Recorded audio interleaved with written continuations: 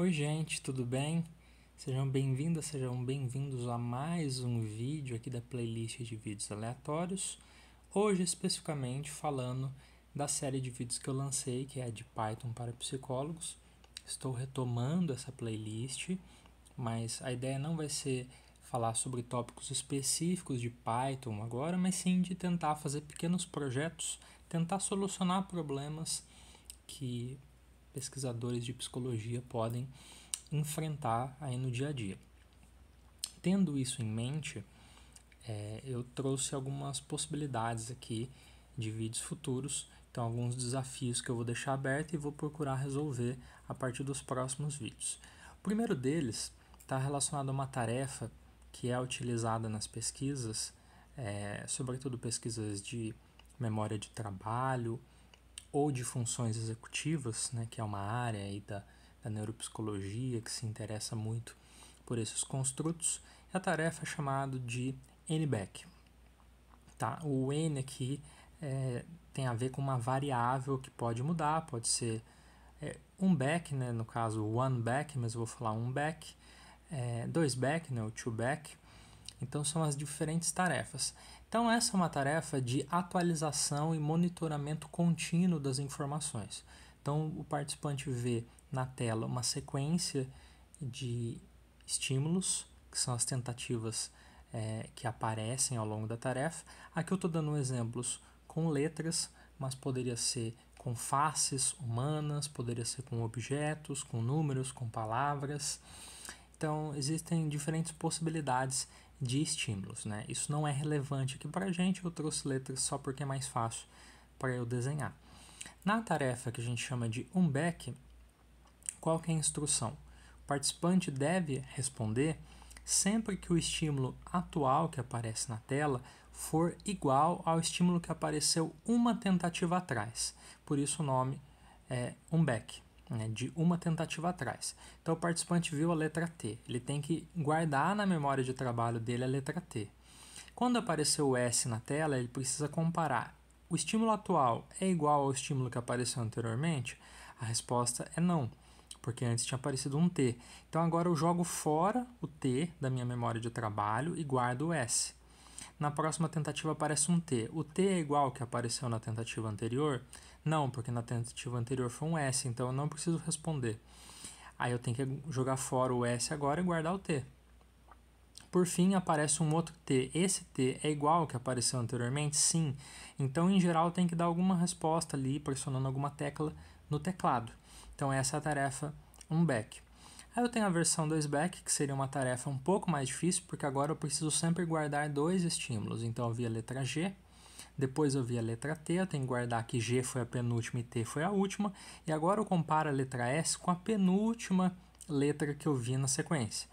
S é igual à penúltima letra, então eu preciso lembrar que a penúltima letra é G, sem me esquecer que a última foi o T, porque eu vou precisar desse T depois. A resposta é não, então eu jogo fora o G da minha memória de trabalho e guardo T e S. E agora eu vejo T de novo. T é igual ao penúltimo estímulo visto na sequência? Sim, porque o penúltimo estímulo visto na sequência, ou seja, o estímulo que foi visto 2 atrás, né, de 2back, foi a letra T. Então agora eu preciso dar alguma resposta. E aí eu posso ter 3back, 4back, 5back. Na medida em que eu aumento esse número aqui, a tarefa vai ficando mais difícil, porque eu tenho mais informações para recordar. Ok? Então aí eu posso manipular isso e ver como que as pessoas se saem em diferentes níveis da tarefa. Por que essa tarefa é interessante do ponto de vista de programação, né, de Python para psicólogos? Note que eu preciso criar uma sequência, então vamos supor que eu defino que a minha tarefa vai ter 100 tentativas, por exemplo.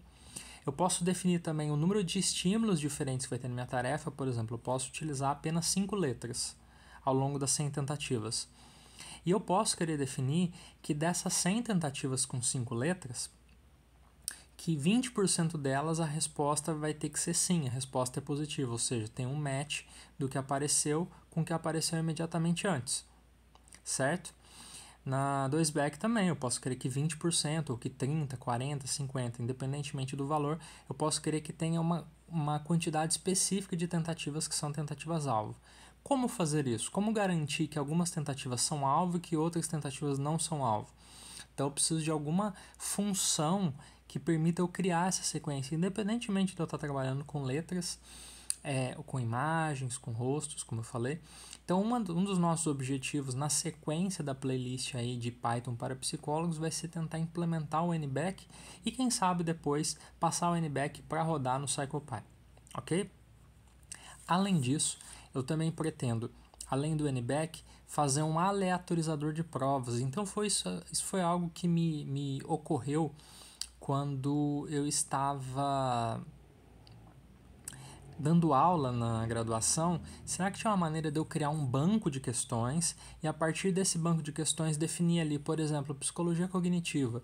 Eu quero que caia uma prova com 3 questões sobre métodos de pesquisa, 3 questões sobre o que é psicologia cognitiva, 3 questões sobre atenção e 3 questões sobre memória de curto prazo, por exemplo. Será que eu consigo aleatorizar a prova de tal forma que para cada estudante, ou não, para todos os estudantes pode ser a mesma prova, mas mudar a ordem das alternativas, enfim.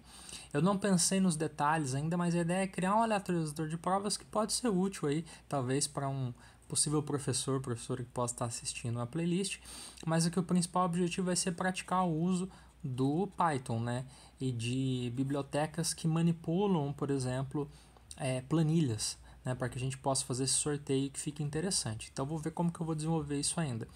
Por fim, eu quero trabalhar um pouquinho com medidas de memória. Então, como eu já deixei explícito algumas vezes aqui no canal, o meu doutorado foi em memória, né, em psicologia da memória. Existem algumas medidas que nós utilizamos de memória derivada das respostas dos participantes, né? Só que elas não são calculadas automaticamente numa tarefa. Na tarefa que eu tenho lá é o que o participante respondeu, né? No máximo, se ele acertou ou se ele errou uma tentativa. Mas eu tenho medidas de agrupamento, de organização semântica da informação, medidas de teoria de detecção de sinais. Então a ideia é eu fazer um pouco a ponte daquilo que eu aprendi ao longo do mestrado e do doutorado com psicologia da memória, tentando implementar fórmulas ali que calculam essas medidas de memória para mim e automatizam algumas coisas aí que talvez possa até vir a ser útil para pesquisadores da área, né? Se não for útil para pesquisadores da área, pode ser útil mesmo para mim ou para você que está assistindo e que tem o interesse aí de aprender um pouco mais sobre Python. Então, os nossos 3 próximos objetivos aqui nos vídeos de Python para psicólogos são NBack, um aleatorizador de provas, e a geração de medidas de memória aí para experimentos que eventualmente tenham esse interesse, ok? Então esse é um vídeo mais curtinho, espero que você tenha gostado dos desafios. Nos vemos nos próximos vídeos em que vamos começar a implementar cada uma dessas missões aqui na playlist de Python para psicólogos. Até lá!